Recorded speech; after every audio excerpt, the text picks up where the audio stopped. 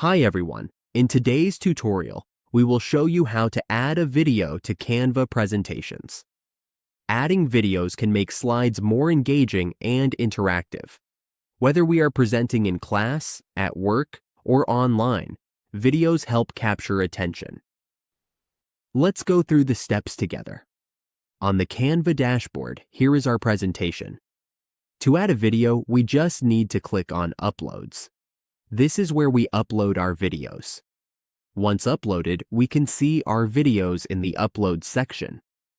To add a video to the slide, simply click on the video we want to use. As we can see, the video is now on our slide. We can move it anywhere on the slide, or even place it on a different page if we need to. We can also resize and edit the video to fit our needs. And that's how we add a video to Canva presentations. It's a simple way to make slides more engaging for our audience.